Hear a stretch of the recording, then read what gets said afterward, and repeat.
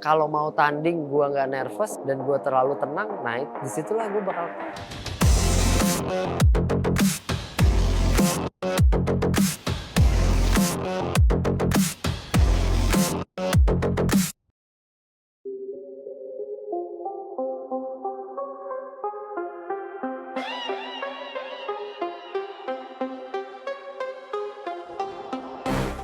Idenya waktu itu jadi, gue kan baru selesai kuliah dari Malaysia.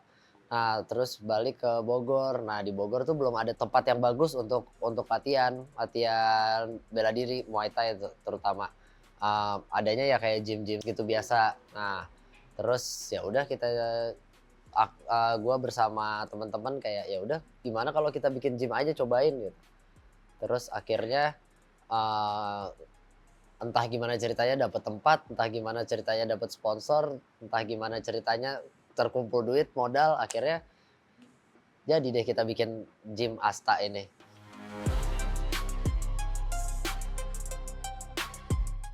Oh, kalau bela diri itu mulai belajar di tahun 2011 kayaknya. Seingat saya 2011. Jadi waktu itu udah kuliah. Nah, cuma ketika kuliah itu kan kita sering, tanding bola. Nah, tanding bola kan sering berantem. Ketika pertandingan sepak bola ini udah banyak berantemnya, nah gue tuh gugup, takut, "Waduh gimana nih kalau berantem?" Gitu kan. Nah, terus gue berpikir, kalau misalkan gue bisa berantem, nanti ketika sepak bola ini berubah jadi berantem, gue nggak takut lagi. Jadi gue bakal mainnya tetap bagus gitu kan. Jadilah gue belajar Muay Thai waktu itu.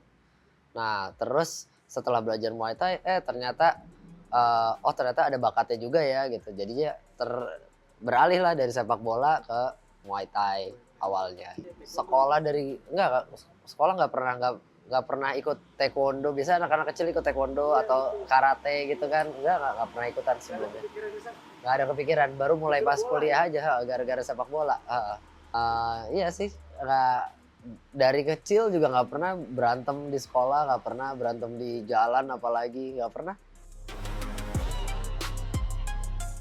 Ketika awal-awal tanding itu kan belum belum ada julukan apa-apa tuh, lagi cari julukan apa gitu yang pas. Waktu itu sukanya Spiderman tapi nggak cocok, Spiderman Mario, Kapten Mario, tapi kapten apa, mimpin apa gitu kan nggak ada. Terus akhirnya kayak sebenarnya Super Mario itu munculnya gara-gara ngelihat Dragon Ball, Super Saya, kan ada Super Saya gitu kan, super super super. Oh terus ada karakter juga kan Super Mario Bros itu kan. Oh ya udah ini aja nih Super Mario nih, kayaknya artinya tuh kan kayak melambangkan kalau kita ini kuat gitu, pede gitu dan siap menerjang apa aja gitu. Dan catchy kan namanya juga gampang diingat, heeh. Dari kecil di Bogor, orang tua juga orang Bogor walaupun turunannya tuh Jogja dan Solo, tapi dari kecil mereka lahir juga di Bogor. Kayaknya kalau di One Pride tuh tahun zaman-zaman Covid deh, 2019, 2020 ya kalau nggak salah. Audisi online ya dulu ya, karena zaman itu semuanya online tuh. Saya ngirim, video-video ya, disuruh video padding, disuruh video sparring, disuruh video grappling, terus saya kirim, terus masuk. Tapi sebelumnya juga udah ada pengalaman di organisasi lain.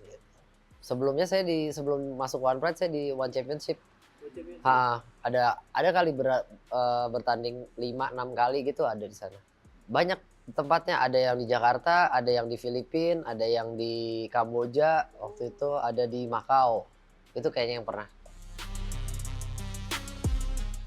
Gue ini tipe orang yang nggak bisa melewatkan hari tanpa latihan. Jadi kayak emang dari dulu setiap hari tuh ada aja pasti ada latihannya. Cuma mungkin yang membedakan di sini ketika gua latihan tanpa tujuan dan latihan dengan tujuan itu berbeda tentunya. Nah, jadi, apa namanya, latihannya udah disesuaikan dengan lawan yang akan gua lawan nantinya.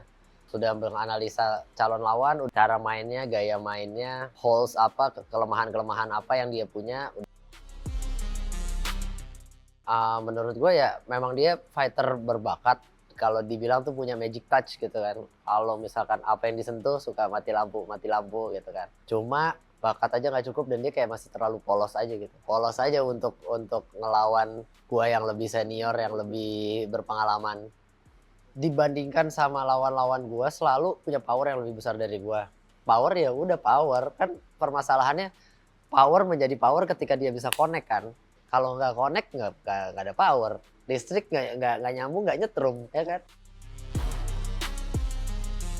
Sekarang sih istri lagi suka main padel, jadi nemenin istri main padel, main golf atau main bola, sepak bola cinta pertama. Dia ini ya bener-bener peduli gitu dengan kondisi gue ya, kayak misalkan lapar kah, cedera kah, apakah hari ini sudah latihannya cukup atau tidak. Kayaknya sih ada ya kemarin lihat pas video ketika dia lagi nonton gue tanding gitu, sambil teriak, ayo Mario," tangannya geter-geter gitu.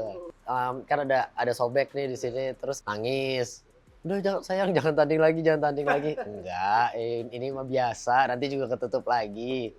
Gitu. Ya ketakutan sih pastilah ya. Ya itu kan bentuk kasih sayangnya dia ke suami gitu kan. Harapannya tentunya semakin eksis semakin besar ya. Gue juga kan banyak ngobrolin bagaimana ke depannya One Pride dengan Mas Wardi.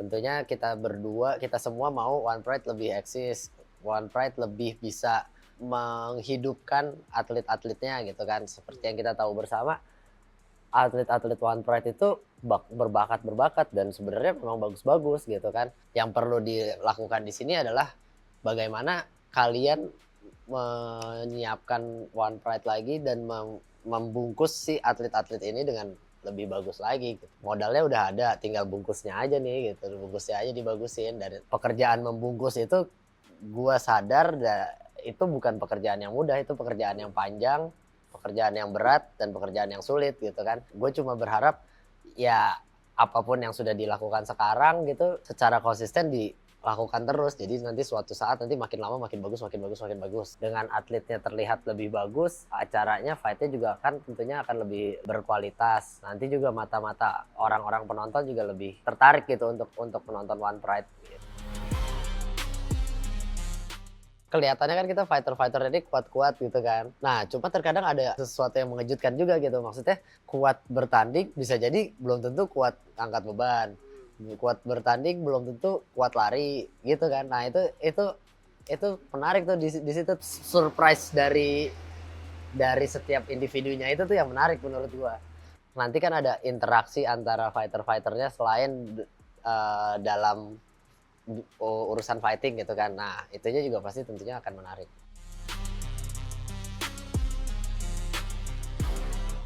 Kalau ya urusan adu fisik juga ya oke saya lawan. Apapun itu, mau disuruh lari berkilo-kilo, boleh saya coba. Ngangkat seberat-beratnya, boleh saya coba.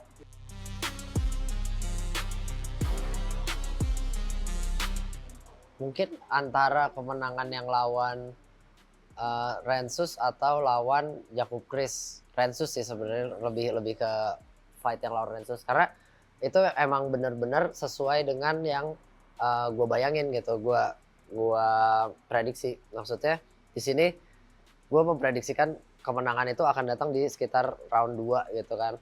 Nah, metodenya seperti apa? Metodenya dengan disakitin terlebih dahulu sampai akhirnya dia quit, tapi sebelum dia quit gue submission dulu. Nah, itu emang kepikirannya waktu itu bakalan game plan-nya akan seperti itu dan ternyata benar gitu.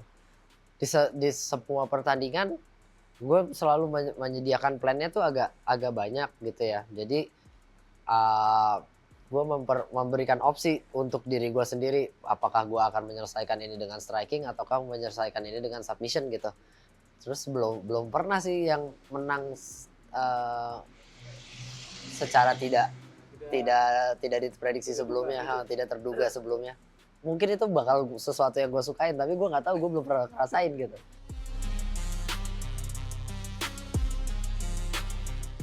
Pelajaran yang berharga banget itu justru dari kekalahan dibandingkan dari kemenangan. Kemenangan lu cuma ngebangun ego lu doang. Lu berasa makin jago, lu berasa makin hebat, lu berasa makin kuat. Dengan adanya kekalahan lu jadi lebih tahu kekurangan lu di mana, kelemahan lu di mana, dan apa yang harus lu kerjakan ke depannya. Itu semua datangnya dari kekalahan.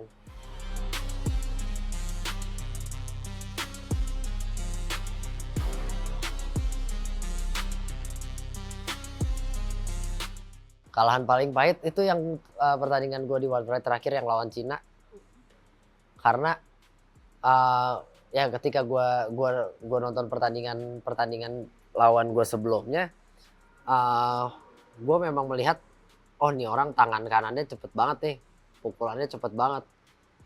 Tapi ketika gue latihan, gue bilang, gue menanamkan ke diri gue dan gue mulai berpikir kayak, ya elah secepet-cepetnya tangan orang, gue pasti bisa lihat kok gitu kan. Nah terus gue meremehkan tangan kanan dia, dan ternyata memang tangan kanannya cepet banget, kayak ngejepret kayak karet gitu. Dan gue kena tangan kanannya dia, terus oh ya udah, lain kali jangan ngeremehin deh ya.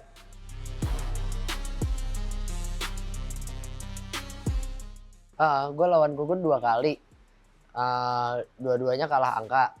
Yang pertandingan pertama itu gue di round pertama, saya ingat gue udah RNC dalam banget, sampai dia juga kepalanya tuh udah urat semua gitu. Gue udah denger bunyi gitu sambil gue cekek, tapi dia nggak ngetep tuh. Terus pertandingannya berlanjut, gue kalah lawan Gugun. Pertandingan kedua lawan Gugun, gue coba low kick terus. Gue nggak tahu gue ngelempar low kick sampai berapa kali. Yang jelas gue lihat kakinya sampai udah hitam di sini. Kaki gue juga udah sampai bengkak. Tapi dari round 1 sampai round 5 dia masih aja maju terus, kayak kakinya nggak berasa apa-apa gitu, nggak berasa sakit sama sekali. Kayak kebal gitu. Emang rasanya juga kayak nendangin kayu, emang keras banget itu kaki. Ini kok kakinya udah hitam gitu, tapi kok nggak ngaruh gitu ke pergerakannya dia. Masih penasarannya ya masih sama Gugun, karena ya 2 kali pertandingan belum berhasil juga. Ya gue sih masih mengincar pertandingan ketiga sih.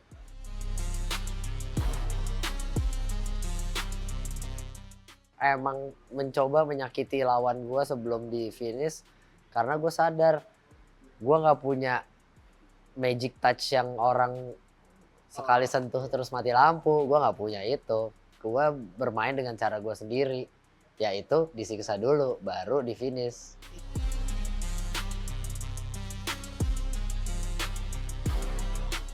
Gue sih merasa ketika kita menjadi semakin orang yang semakin kompeten, kita semakin rendah hati, semakin bisa ngelihat, oh kesalahan gue di sini, kesalahan gue di sini, kesalahan gue di sini. Jadi kita mikirin kesalahan-kesalahan kita, padahal sebenarnya kita udah punya banyak gitu di belakang gitu kan. Apa namanya, modal kita udah gede tuh di belakang, tapi yang kelihatan di depan kan cuma kesalahan-kesalahannya doang. Nah memang begitu, setiap kali tanding semakin deket kayak, kan gue belum ngerjain ini, kan gue belum ngelatih di posisi ini, gue belum ngelatih tendangan ini gitu. Emang selalu begitu. Dan gue juga mengembrace perasaan itu, karena ketika gue tidak memiliki perasaan itu, disitulah gue kalah. Oh iya? Ketika deket-deket pertandingan gue pede banget, disitulah gue kalah.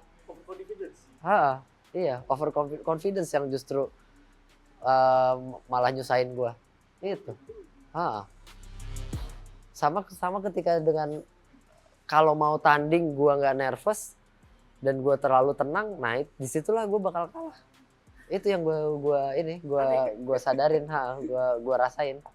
Karena menurut gue lagi, ketika kita perform bagus adalah ketika ada perpaduan yang pas antara confidence dan ketakutan dan awareness. Itu kalau misalkan ininya perpaduannya pas, itu kita bisa perform bagus.